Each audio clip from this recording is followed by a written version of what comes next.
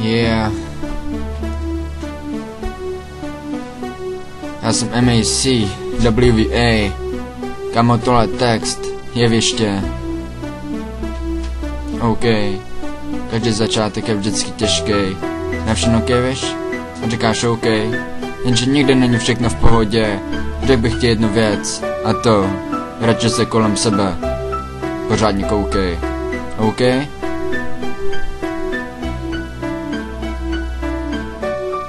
Yeah.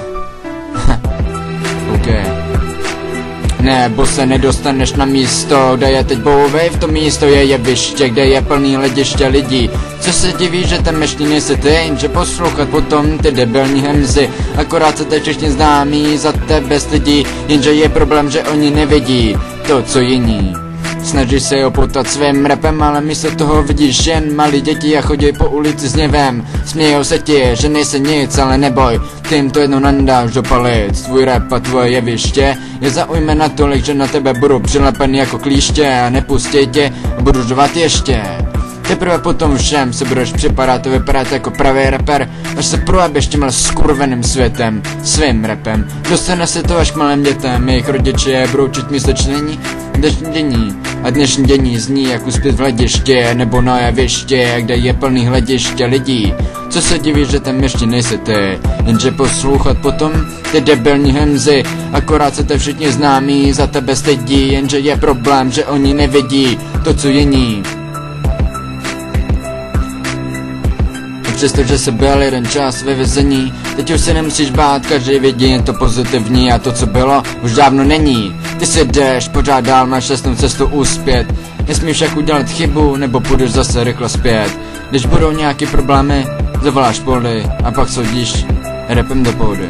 A nebo si uděláš koktejl za svůj nálady, ale když vidím, jak to tady vypadá, tak radši čekám na to, jak slunce zapadá.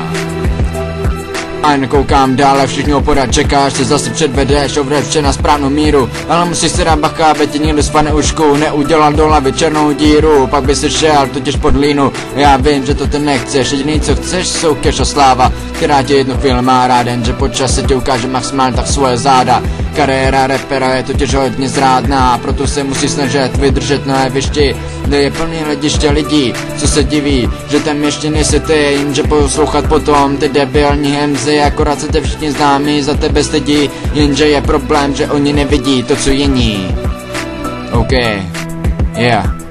A myslí si, že oni jsou ty, co jsou nevinní, jenže kámo, Bůh to všechno vidí. Říkám ti, že jediný, kdo se tady sedí, jsou lidi, co ti záviděj a kvůli tomu tě nenávidí, jenže jim nedochází to, že ty si tvrdě šel za svým cílem a proto se všechno tohle stalo tvým oblíbeným prvotním dílem.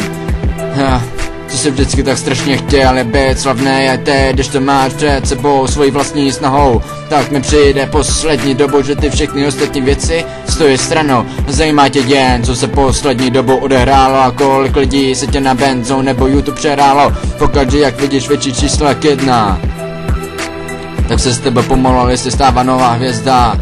A tak to na jeviště chodí, že odchází starý a nastupujou nový. Yeah.